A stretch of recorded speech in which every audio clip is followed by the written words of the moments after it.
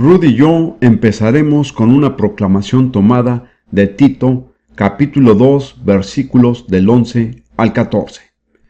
Porque la gracia de Dios se ha manifestado para salvación a todos los hombres, enseñándonos que renunciando a la impiedad y a los deseos mundanos, vivamos en este siglo sobria, justa y piadosamente aguardando la esperanza bienaventurada y la manifestación gloriosa de nuestro gran Dios y Salvador Jesucristo, quien se dio a sí mismo por nosotros para redimirnos de toda iniquidad y purificar para sí un pueblo propio, celoso de buenas obras.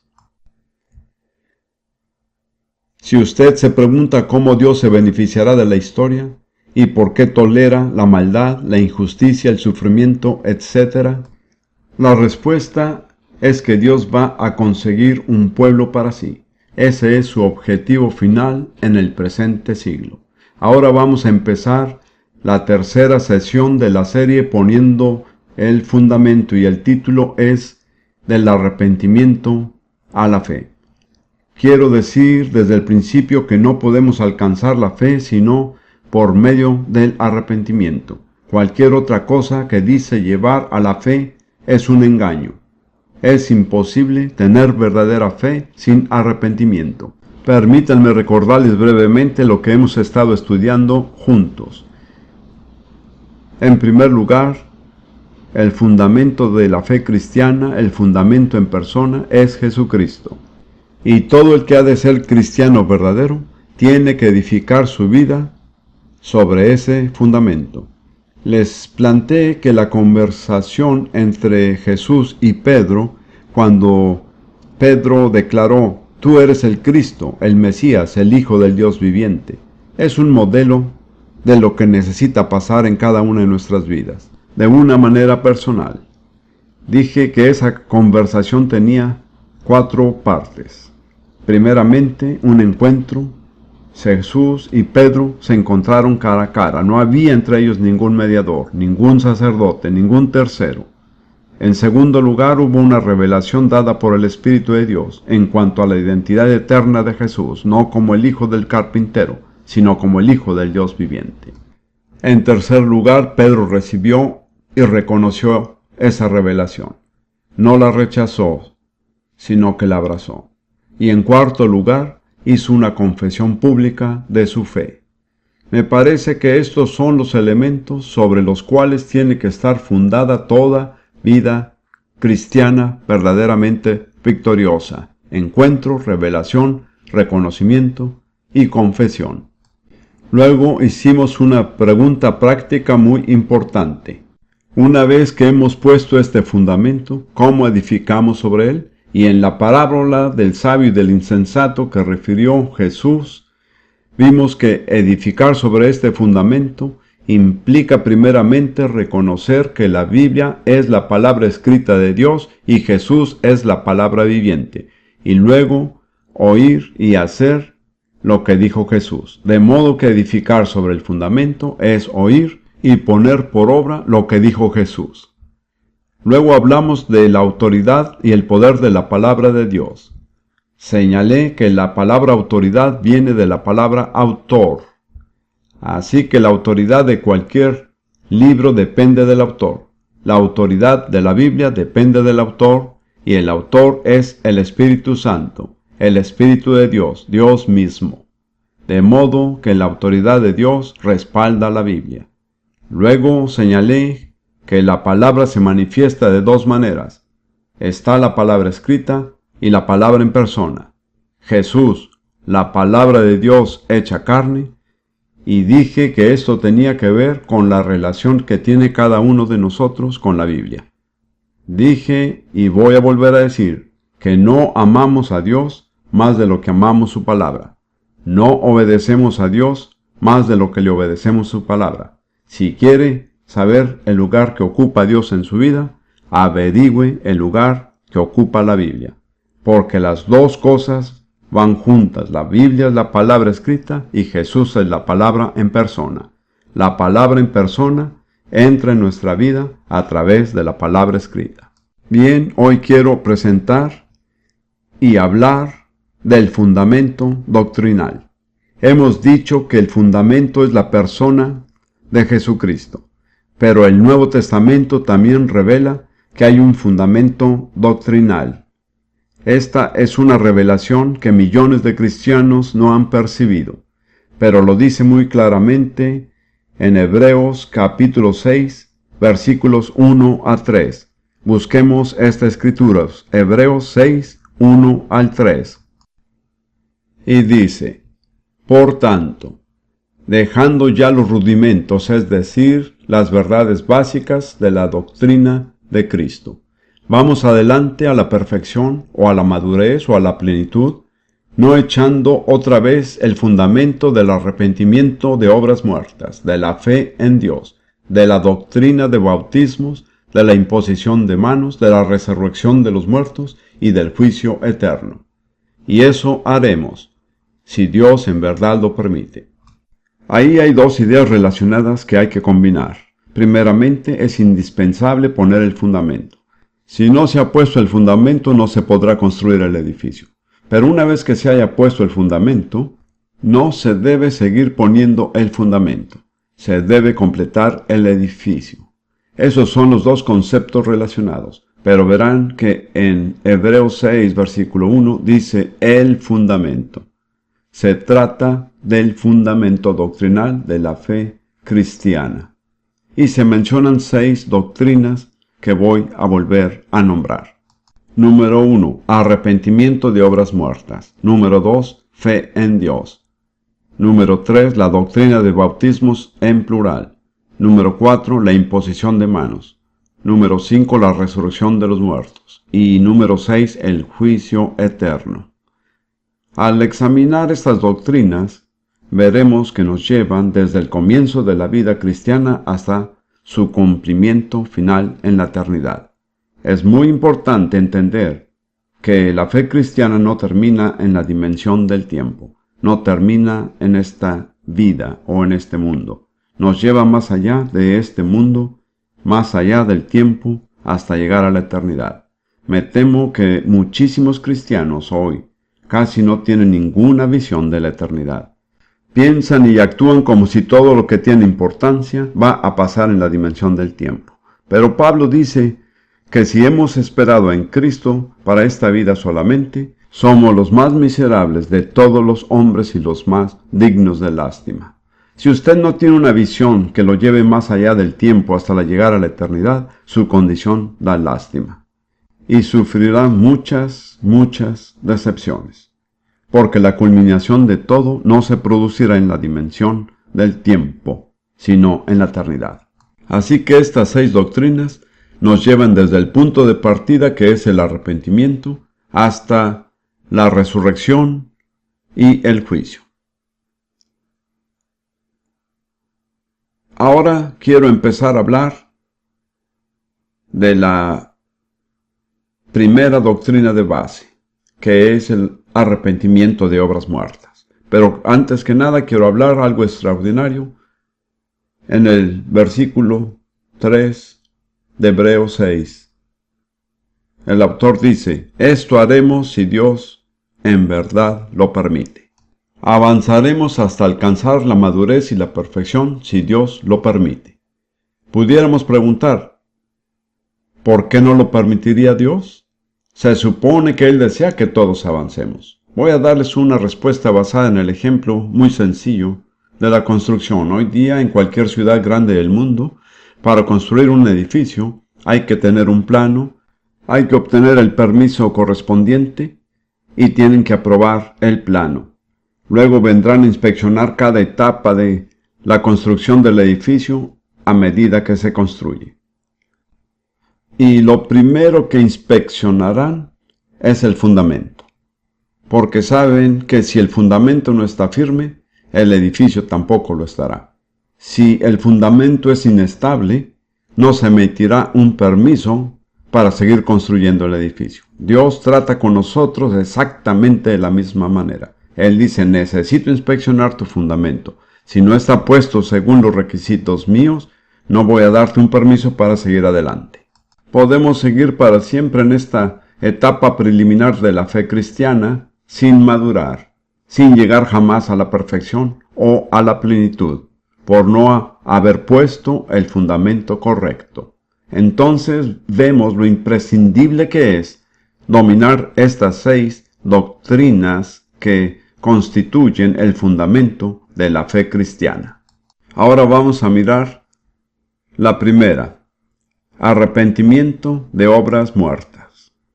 Primeramente, ¿qué son las obras muertas? En algunas traducciones modernas dice obras que llevan o conducen a la muerte. No me parece una interpretación correcta. A mi juicio, una obra muerta es cualquier cosa que hacemos cuando no lo hacemos en fe para Dios. Cualquier cosa que no hagamos en fe es una obra muerta. Lo único que le da vida a lo que hacemos es la fe.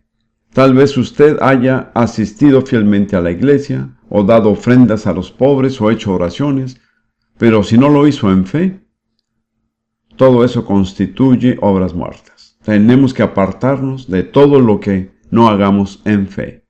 La fe es lo único que le da vida a lo que creemos y hacemos. Eso no quiere decir que usted haya vivido una vida de pecado. Simplemente no ha estado vivo para Dios, porque la fe no ha entrado en su corazón y traído la vida de Dios. Es muy importante que entendamos lo que es el arrepentimiento. El arrepentimiento no es un sentimiento.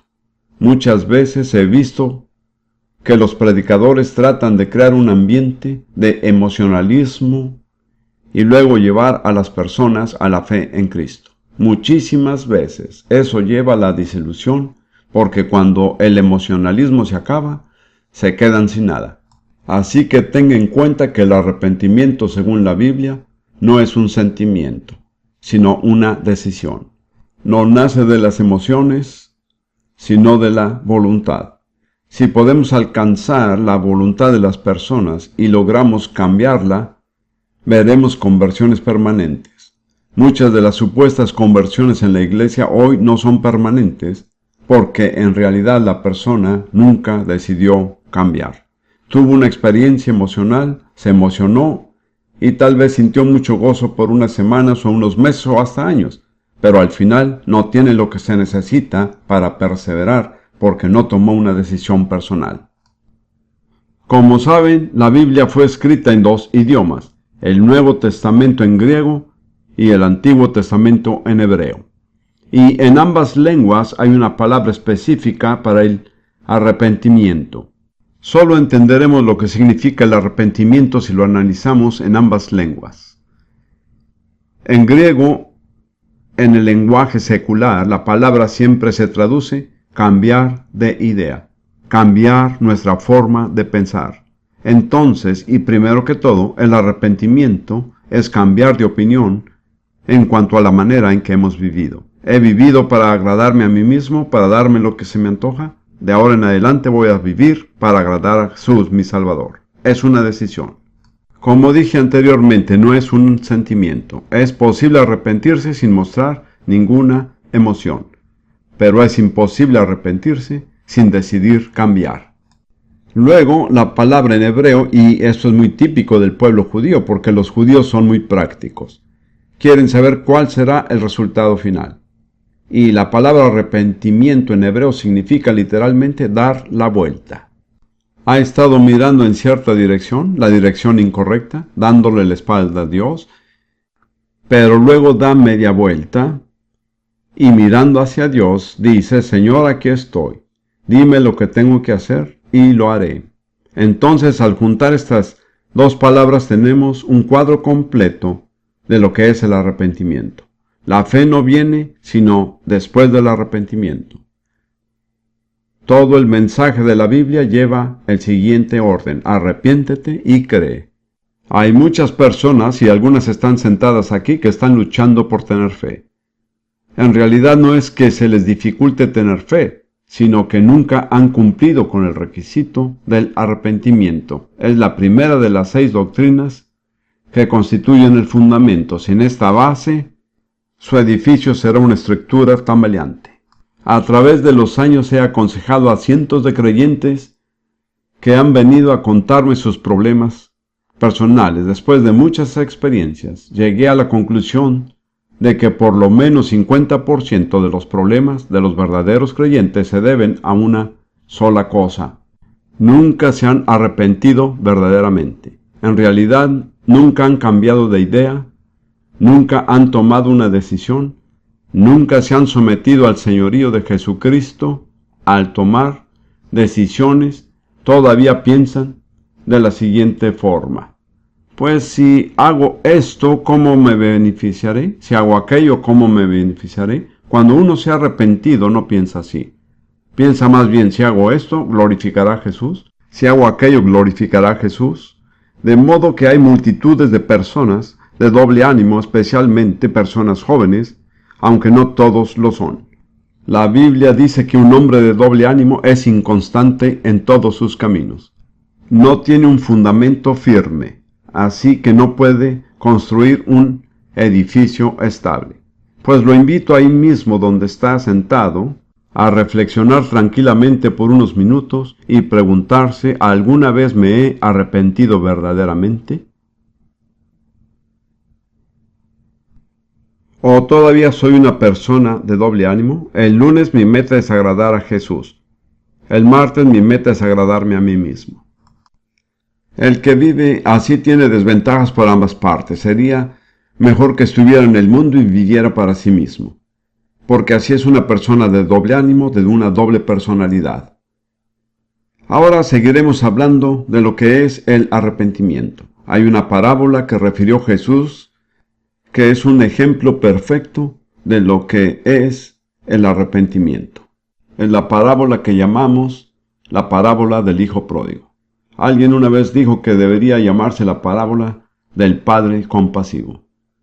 Recordarán el relato en Lucas 15, la mayoría de ustedes lo conocen. El hijo menor de una familia prudente decidió pedirle a su padre la parte de la herencia que le correspondía y se fue a un país lejano donde vivió perdidamente. Hizo todo tipo de cosas que eran pecado. Luego, cuando había malgastado toda su herencia, vino una gran hambre y el único trabajo que podía conseguir era apacentando cerdos. Recuerden que era judío, así que para él el apacentar cerdos era lo más despreciable que había, sin querer ofender a los que crían cerdos. Mi intención no es desprestigiarlos, pero lo cierto es que para el pueblo judío el cerdo era un animal inmundo. Entonces ahí está, harapiento, apacentando cerdos, hambriento y deseando llenar su vientre de las algarrobas que comen los cerdos. Entonces pasa lo siguiente. Versículo 17 de Lucas 15. Y volviendo en sí dijo: ahí es donde tenemos que llegar. Hay que volver en sí. Hay que llegar a lo que llamo el momento de la verdad. Tenemos que vernos como somos en realidad. Tenemos que vernos como Dios nos ve. Y volviendo en sí.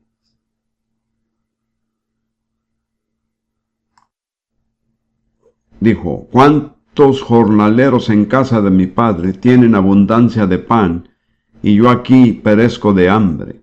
Me levantaré e iré a mi padre, y le diré: Padre, he pecado contra el cielo y contra ti. Ya no soy digno de ser llamado tu hijo.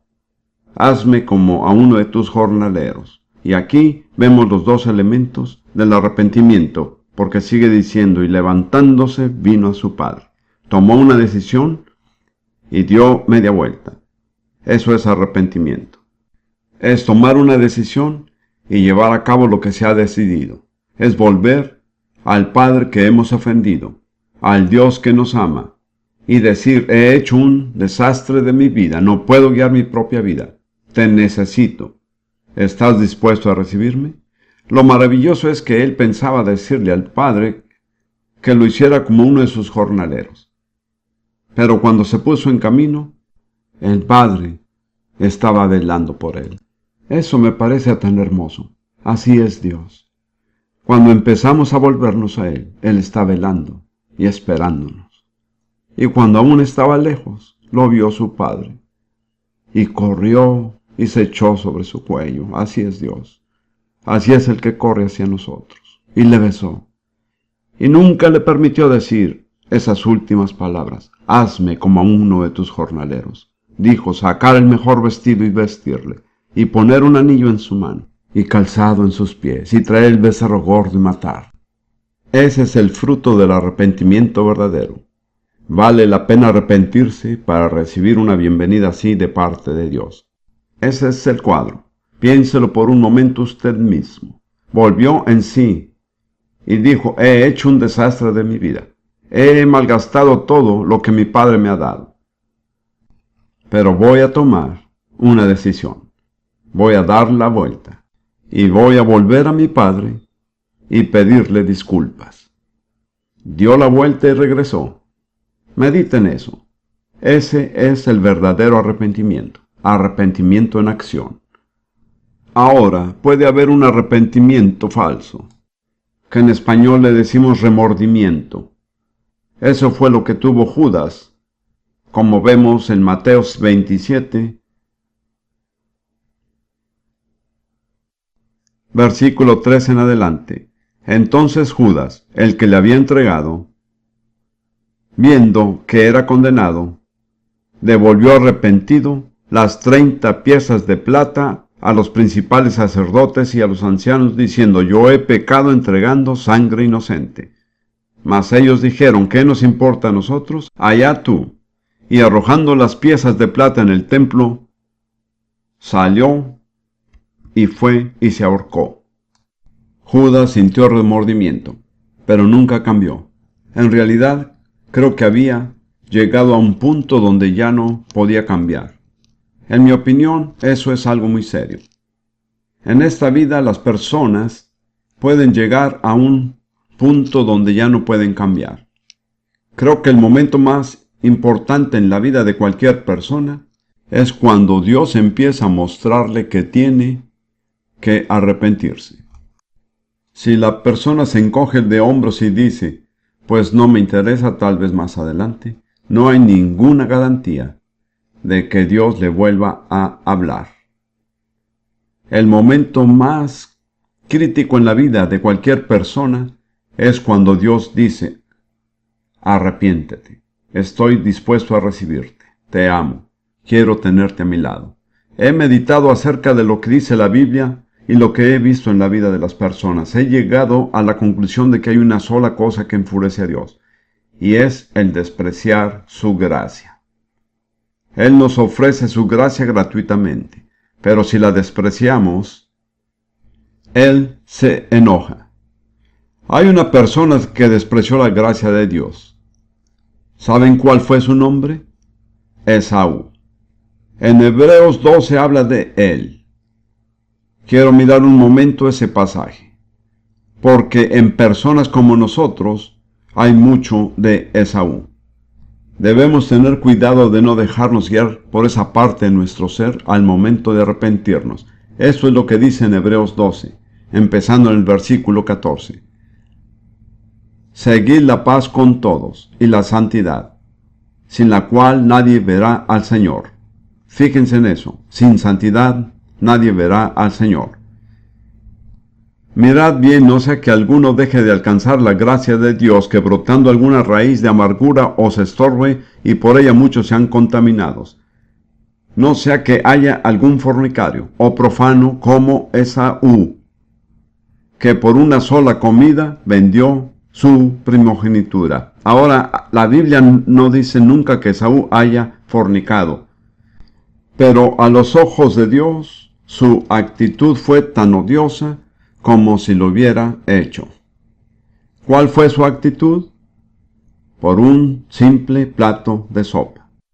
Despreció su primogenitura. Como hijo mayor, la primogenitura le pertenecía. Toda la herencia hubiera podido ser de él, pero solo porque estaba hambriento y le llegaba el aroma del delicioso potaje que Jacob había preparado. Y esto me lo imagino claramente, porque viví entre los árabes por un tiempo, y ellos preparaban exactamente lo que preparó Jacob. potaje de lentejas. Lo llaman en árabe surabit adis. Tiene un aroma delicioso que llena toda la casa. Me imagino que Esaú, volviendo de la casa, cansado, hambriento, y le llega aquel delicioso aroma, y a Jacob le gustaba negociar y dijo, mira, véndeme tu primogenitura y te doy el potaje. Supongo que Esaú pensó, ¿para qué me sirve mi primogenitura? Tengo hambre. Y que lo mejor era tomar lo ofrecido por Jacob. Y dice que Esaú despreció su primogenitura. Y Dios se enfureció bastante. Más adelante, a través del profeta Malaquías, Dios dijo, amé a Jacob y a Esaú aborrecí. Esto es algo muy serio.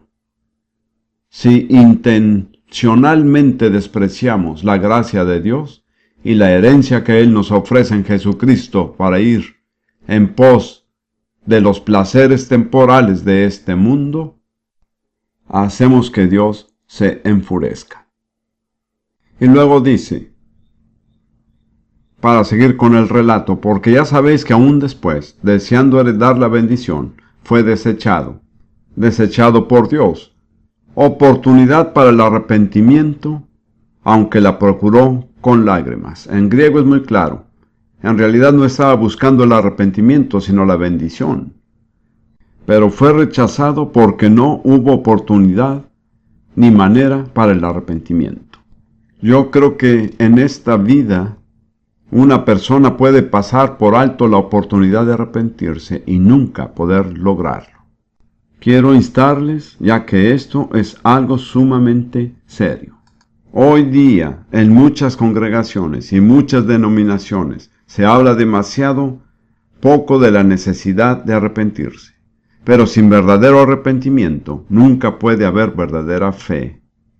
La persona siempre tendrá una vida cristiana con muchos altibajos, un día en victoria y otro día derrotado porque no ha puesto la primera piedra del fundamento, que es el arrepentimiento. Una decisión de la voluntad para ya no agradarse a sí mismo y hacer su propia voluntad, sino volverse a Dios, ser sincero con Dios y decir, Señor, aquí estoy, dime lo que debo hacer y lo haré.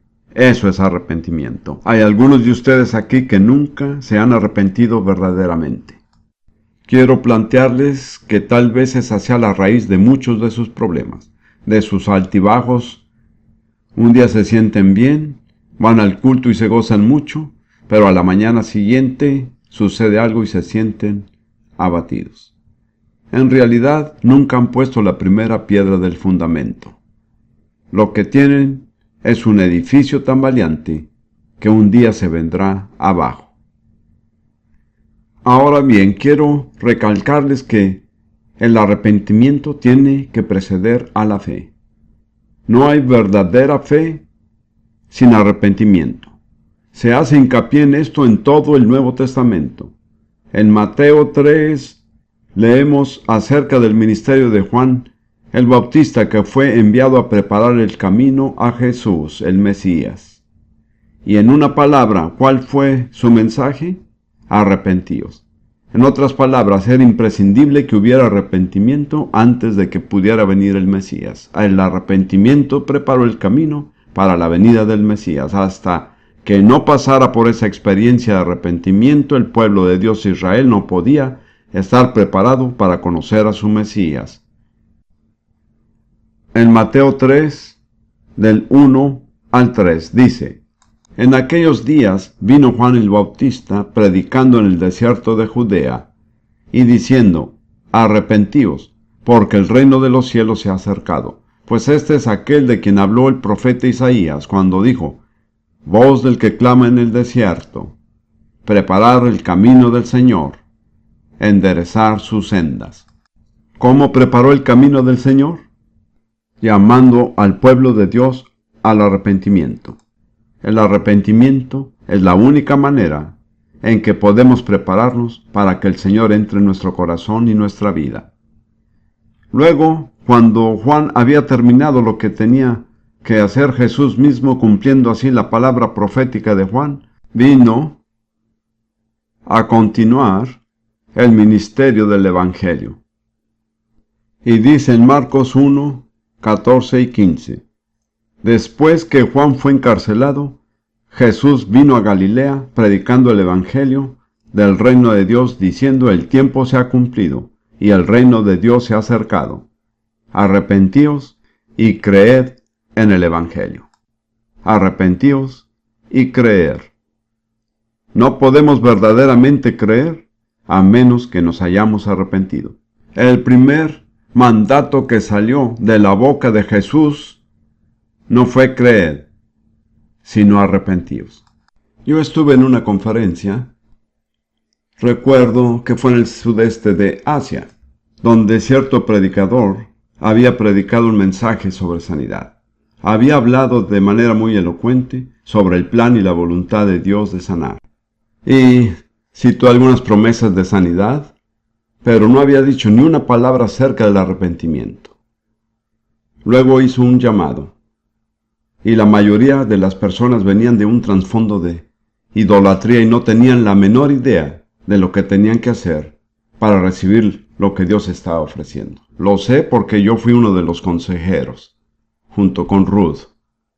Fue una gran lección para mí. Con todas sus buenas intenciones y su hermoso lenguaje, había confundido totalmente a esas personas, al darles la impresión de que podían venir a Dios sin arrepentirse. No usó la palabra arrepentimiento ni una vez en todo el mensaje. No lo digo para criticar al predicador, solo lo digo porque aprendí una lección. Y lamentablemente hay muchísimas personas en muchas iglesias cristianas y cultos cristianos que están confundidas porque lo único que se les dice es lo que Dios hará por ellas y nunca se les dice lo que Dios exige de ellos.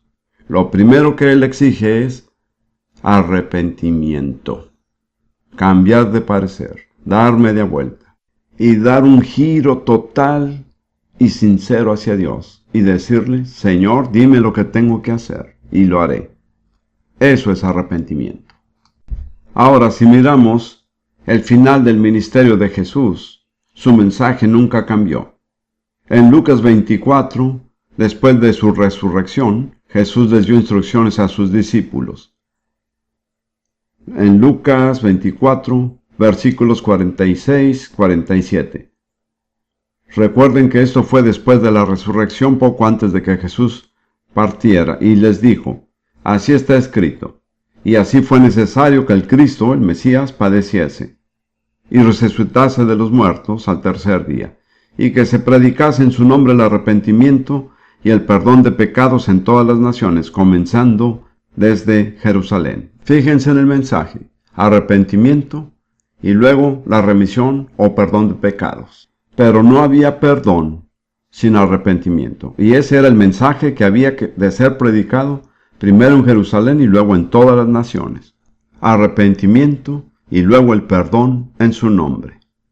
Luego, cuando la iglesia nació a los ojos de todos el día de Pentecostés, con el gran derramamiento del Espíritu Santo, y una multitud de judíos se reunieron y quisieron saber lo que estaba pasando, Pedro se puso de pie y predicó ese famoso mensaje en el 2 capítulo de Hechos, y al final ellos fueron convencidos de pecado y le preguntaron a Pedro qué debían de hacer. Esta era la primera vez que pecadores le preguntaban a la iglesia qué debían de hacer. Permítanme leerlo.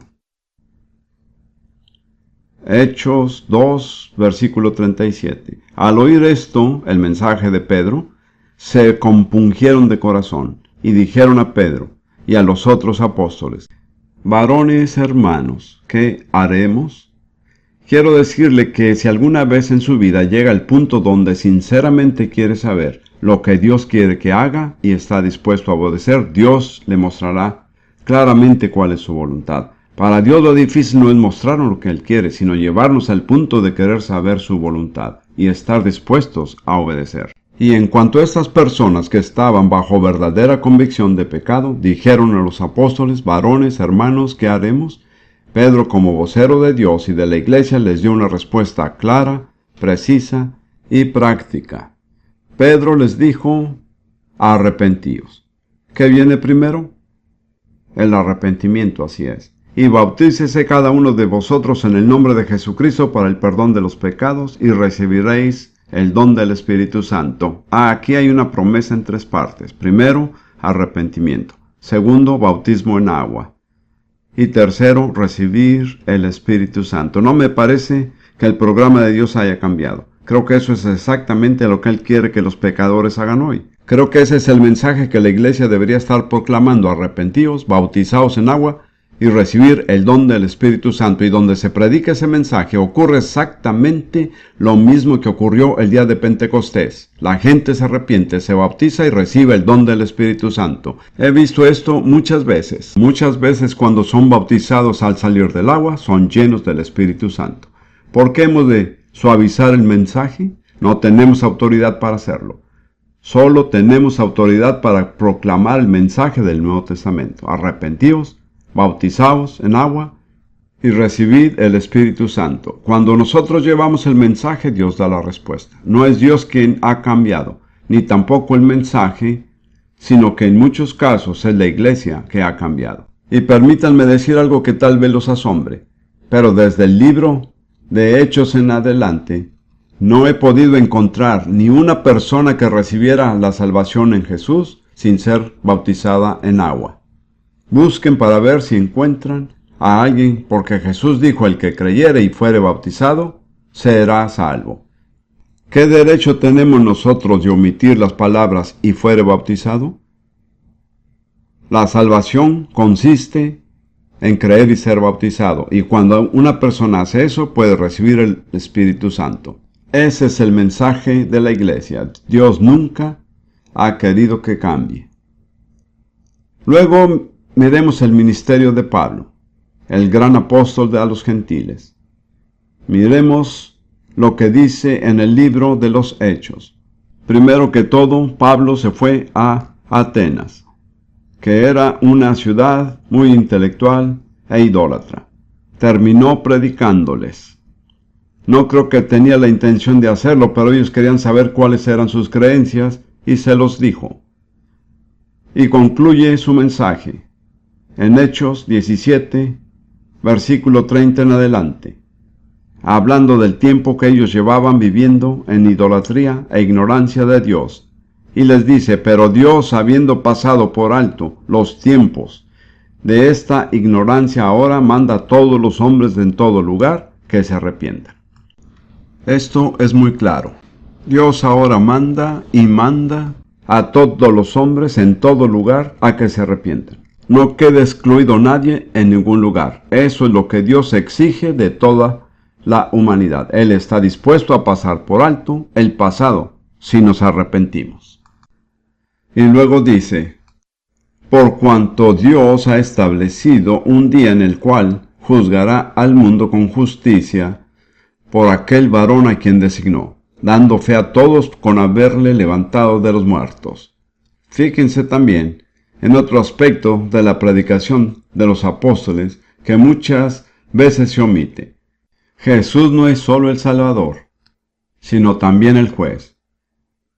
Él desempeña el trabajo de juez tan eficiente y cabalmente como la de Salvador. Si no lo conocemos como Salvador, no lo conoceremos como juez.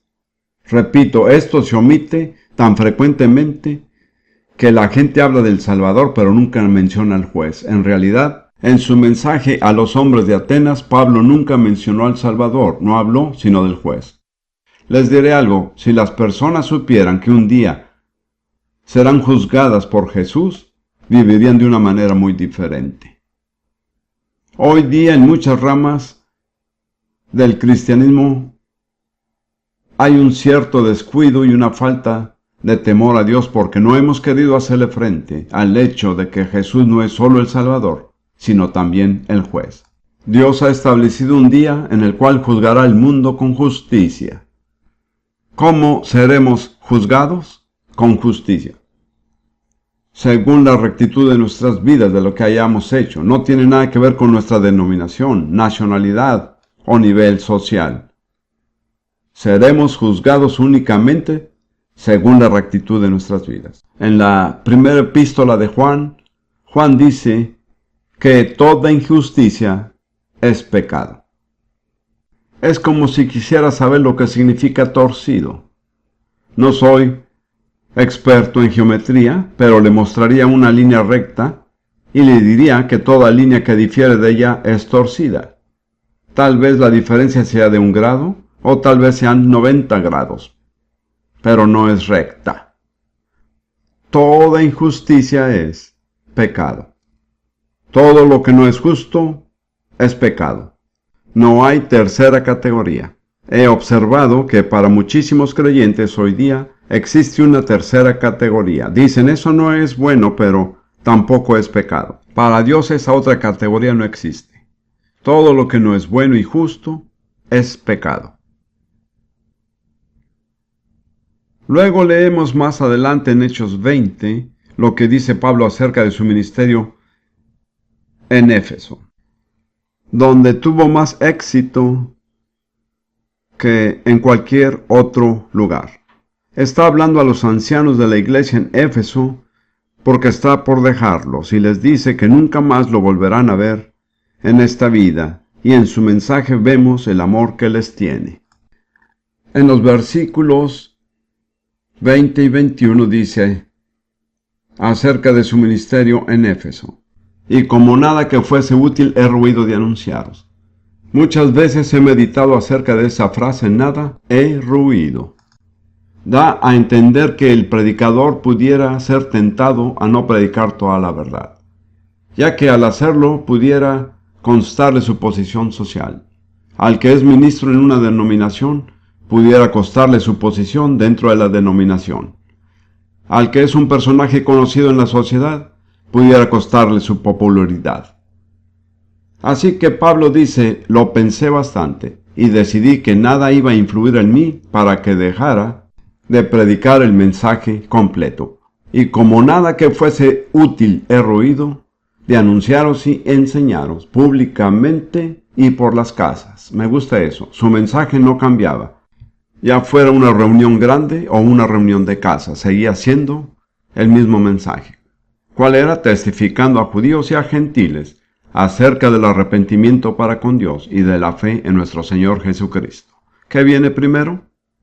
¿La fe o el arrepentimiento? El arrepentimiento. El arrepentimiento para con Dios. Señor, lo siento, he sido un pecador. He guiado mi propia vida. Luego, la fe en Jesucristo. Jesús, creo que tú tomaste mi lugar. Moriste por mí en la cruz. Tomaste mis pecados. Pero no se puede tener verdadera fe en Jesús sin primero tener verdadero arrepentimiento hacia Dios. El mensaje es el mismo en todo el Nuevo Testamento. Creo que la iglesia tiene que arrepentirse porque muchas veces hemos suavizado el mensaje y engañado a la gente, dándoles una falsa impresión de lo que es la verdadera conversión. No se puede llegar a ser un verdadero cristiano sin arrepentimiento. Sin arrepentimiento no hay fe. La Biblia dice que todos, en todo lugar, tienen que arrepentirse. ¿Pudiéramos preguntar por qué todos en todo lugar? Permítanme darles una respuesta tomada del libro de Isaías 53, versículo 6. Dice lo siguiente: todos nosotros nos descarriamos como ovejas. Cada cual se apartó por su camino. Pues este es nuestro problema. Tal vez no hayamos sido ni asesinos, ni idólatras, ni ladrones y ni siquiera hayamos mentido, pero todos hemos cometido una falta. Nos hemos apartado por nuestro propio camino. Nuestro camino no es el camino de Dios. Esto es algo que todos tenemos en común, sin importar nuestros antecedentes denominacionales o raciales. Cualquiera que sea el color de nuestra piel, todos nos hemos apartado por nuestro propio camino. Y luego dice, mas Jehová cargó en él, en Jesús, el pecado de todos nosotros. Iniquidad es una palabra muy fuerte. El apartarse por su propio camino, ¿qué es? Es iniquidad, es rebelión. Es darle prioridad a mis deseos y no a Dios. Y por eso es que Dios exige que todos en todo lugar se arrepientan. Todos nos hemos apartado por nuestro propio camino. Todos hemos hecho nuestra propia voluntad. Nos hemos agradado a nosotros mismos sin incluir a Dios en nuestros planes. Dios dice, te aceptaré, te perdonaré, basado en lo que Jesús hizo, si te arrepientes. En eso radica todo, arrepentimiento. Ahora bien, quiero decir que el arrepentimiento proviene de Dios. Todo lo bueno nace de Dios. Siempre dependemos de la gracia de Dios. Aparte de su gracia, aparte del mover de su espíritu, no podemos arrepentirnos. Esto sale a relucir tan claramente en el Salmo 80. La misma frase ocurre 3 veces en este salmo. En la versión que yo tengo, dice en el versículo 3, oh Dios, restáuranos, haz resplandecer tu rostro, y seremos salvos. Pero donde la traducción dice restáuranos, en hebreo dice, haznos volver. En otras palabras, haz que nos arrepentamos. Eso se repite 3 veces. En el versículo 3 dice, haznos volver, oh Dios, y seremos salvos. En el versículo 7, haznos volver, y seremos salvos. Versículo 19, haznos volver, Señor, y seremos salvos. ¿Entienden? No podemos arrepentirnos a menos que Dios nos haga volver. La acción de volvernos la inicia Dios. Por eso es que el momento en que Dios empieza a volvernos es un momento vital en nuestra vida. Porque si no le hacemos caso y nos apartamos, no podremos arrepentirnos por nuestra propia cuenta. Dependemos de Dios para que Él produzca el arrepentimiento. Luego en el libro de Lamentaciones, capítulo 5, versículo 21. Lamentaciones expresa el dolor de Jeremías por la destrucción de Jerusalén debido a su rebelión constante contra Dios. Dice en Lamentaciones 5:21, y en esa traducción dice, vuélvenos a ti, que es la misma palabra que se usa en el Salmo 80. Vuélvenos, oh Jehová, a ti y nos volveremos. Dice, vuélvenos y nos volveremos. Esto es algo sumamente serio. No podemos volvernos a menos que Dios empiece a volvernos. Por eso es que este es un momento tan delicado en cada vida. Sé de un joven que fue mi compañero en el ejército. Cuando me salvé, él fue el único testigo. Él sabía que mi vida había cambiado. Y más adelante, en la misma unidad, empecé un estudio bíblico. Sentía que tenía que hacer algo. No tenía idea de cómo dar un estudio bíblico, cómo empezar. Me dije, empieza con el Nuevo Testamento. ¿Dónde se empieza? En el capítulo 1, así que empecé con la genealogía de Jesús. Seguí con el estudio y asistían unos 4 o 5 soldados. Estábamos en el desierto del norte de África. Luego este amigo mío, y en realidad era un amigo íntimo, vino y me dijo, disculpa amigo, pero no voy a seguir asistiendo a tus estudios bíblicos. Yo le pregunté, ¿por qué no? Él me dijo, porque sé que si sigo asistiendo voy a convertirme. Años después, lo vi en circunstancias totalmente diferentes. Era la persona más miserable que conocía. Me suplicó que lo ayudara. Hice todo lo que yo pude. Yo tengo mucha experiencia en cuanto a guiar a las personas al Señor, pero no pude ayudarlo. Ayudé a su esposa y fue salva. No sé cuál fue su fin, pero qué advertencia para mí. Ustedes creen que pueden volverse cuando quieran y decir, Dios, estoy ocupado ahora, pero regresa más tarde. No puede hacer eso.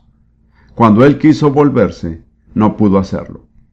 No digo que nunca pudo arrepentirse, pero no sé cómo habrá terminado. Pero fue una tremenda lección para mí. No le convenía aceptar la salvación en el momento en que Dios le hablaba.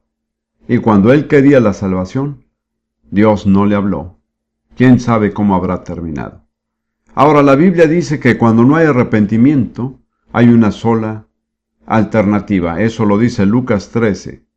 Los primeros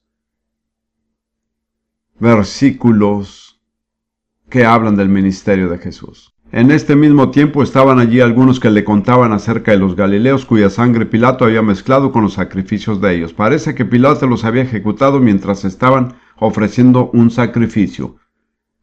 Uno pensaría que les haría contado a su favor. Respondiendo Jesús dijo, ¿pensáis que estos galileos, porque padecieron tales cosas, eran más pecadores que todos los galileos? Os digo, no. Antes, si no os arrepentís, todos pereceréis igualmente. O aquellos 18 sobre los cuales cayó la torre en Siloé y los mató, ¿pensáis que eran más culpables que todos los hombres que habitan en Jerusalén? Os digo, no. Antes, si no os arrepentís, todos pereceréis igualmente. Solo hay dos alternativas, arrepentirse o perecer. Esas fueron las palabras de Jesús mismo. Dijimos que el arrepentimiento es lo que nos lleva a la fe. Empecemos a hablar un poco acerca de lo que es la fe. Y seguiremos con este tema en la próxima sesión. En Romanos 10:17 que les leí anteriormente, dice que la fe es por el oír y el oír por la palabra de Dios. Ese es un principio muy importante. La fe usada en la Biblia siempre significa fe en la palabra de Dios. Solo puede venir de una fuente, la palabra de Dios. Se concentra en una sola cosa, la palabra de Dios. Porque en español podemos decir que tenemos mucha fe en nuestro doctor, en un partido político, en cierta medicina o cierta dieta. Eso es válido. No es incorrecto usar así la palabra, pero no es el significado bíblico de la palabra fe. En la Biblia la fe siempre se basa en la palabra de Dios. Cualquier cosa que no esté basada en la palabra de Dios no es fe bíblica. Luego, en Hebreos 11 está una definición de la fe. Creo que es la única palabra que la Biblia define. No se me ocurre otra palabra que la Biblia defina con exactitud. Hebreos 11:1 dice, es pues la fe la certeza de lo que se espera, la convicción de lo que no se ve. Así que la fe y la esperanza están relacionadas. Me he dado cuenta que muchas personas piensan tener fe, pero solo tienen esperanza. La fe es para ahora mismo, la esperanza es para el futuro. La fe es una certeza. Es algo tan real que la Biblia dice que es una certeza, está en nuestro corazón. En base a la fe podemos tener una esperanza legítima para el futuro. Pero cualquier esperanza no basada sobre una fe verdadera no es sino ilusiones. Pero recuerden que la fe es una certeza en nuestro corazón. Está en nuestro corazón ahora mismo. Romanos 10:9 dice que si confesares con tu boca que Jesús es el Señor y creyeres en tu corazón que Dios le levantó de los muertos, serás salvo. Fíjense que la fe bíblica no está en la mente, sino en el corazón. Y luego Pablo sigue diciendo, porque con el corazón se cree para justicia. En el Nuevo Testamento, la fe implica movimiento. No es algo inactivo. Tener fe no es tener una posición intelectual. Es ser guiados en el corazón a algo nuevo. Tener fe es un verbo que implica acción. Por fe creemos para salvación. Podemos tener fe intelectual y nunca ser cambiados. Podemos abrazar con el intelecto todas las doctrinas de la Biblia y no cambiar en absoluto. Pero cuando tenemos fe en el corazón, nos lleva a la salvación. La fe es para el presente, la esperanza para el futuro. La fe se encuentra en el corazón, la esperanza está en la mente. En 1 Tesalonicenses 5:8 Pablo habla acerca de ambas cosas y pinta un cuadro muy interesante. 1 Tesalonicenses 5 versículo 8. Pablo dice, pero nosotros que somos del día seamos sobrios, habiéndonos vestido con la coraza de fe y de amor y con la esperanza de salvación como yelmo. Como ven, hay dos partes de la armadura. La fe es la coraza. ¿Qué es lo que protege la coraza? El corazón, así es. Pero la esperanza es un yelmo. ¿Qué es lo que protege al yelmo? Así es, la cabeza. La fe se encuentra en el corazón y la esperanza en la mente. Ahora, la esperanza es muy importante porque todo cristiano verdadero debería ser optimista. Si somos pesimistas, en realidad estamos negando la fe. Mi definición de la esperanza es la siguiente. Una expectativa firme de algo bueno por venir, basada en la palabra de Dios. Y cada uno de nosotros que es un verdadero creyente tiene una expectativa firme de algo bueno por venir, porque pase lo que pase en la vida, vamos a estar con Jesús para siempre. El que tiene esta esperanza podrá deprimirse o desanimarse, pero nunca podrá darse por vencido, porque tiene una esperanza basada en la fe. Regresemos ahora a Hebreos 11 y hablemos un poco más acerca de la fe. Es grandioso el capítulo 11 de Hebreos. Es el gran capítulo de la fe. En Hebreos 11, versículo 3, dice: por la fe entendemos haber sido constituido el universo por la palabra de Dios, de modo que lo que se ve fue hecho de lo que no se veía. Es muy importante entender que la fe nos vincula a lo invisible. La fe no se basa en lo que vemos. La fe nos lleva más allá del ámbito de los sentidos hasta llegar al ámbito de lo invisible. Y en 2 Corintios 5:7 Pablo dice: porque por fe andamos, no por vista. Fíjense que estas son las dos alternativas. Cuando vemos, no tenemos que creer. Solo tenemos que...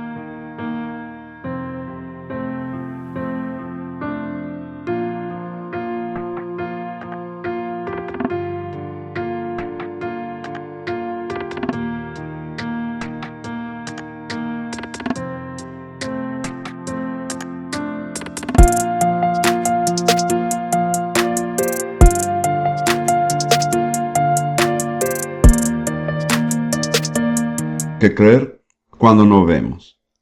Así que Pablo dice que andamos por fe, no andamos por lo que no vemos, sino por lo que creemos.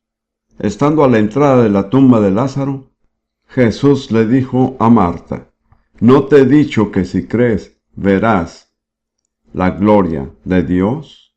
La verás. Entonces, ¿cuál viene primero? ¿Ver o creer? Creer, así es. Hay tantas personas que dicen: bueno, cuando vea creeré. No funciona así, porque cuando se ve no se tiene que creer. Hay que creer cuando no se ve. Andamos por fe y no por vista. He conocido a tantas personas que dicen: ay, si solo pudiera ver, creería, pero no funciona así.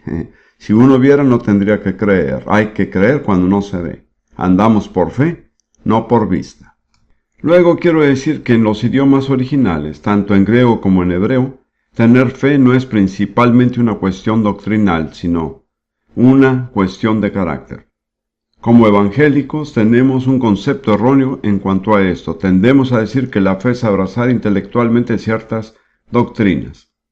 Pero ante todo, la fe es una cuestión de carácter. Tanto emanao en hebreo como pistos en griego quieren decir ante todo fidelidad, lealtad y compromiso. Jesús dijo a sus discípulos: vosotros sois los que habéis permanecido conmigo en mis pruebas. Esa es la fe. Es permanecer con Jesús. Es tener un compromiso con una persona. Cuando confesamos nuestra fe, Jesús viene a ser nuestro sumo sacerdote. Hebreos 3, versículo 1 dice: considerad al apóstol y sumo sacerdote de nuestra profesión, Cristo Jesús. Recuerden eso, es sumamente importante. Jesús es el sumo sacerdote de nuestra confesión. Si confesamos nuestra fe, Él es nuestro sumo sacerdote. Si nos callamos, Él no puede serlo.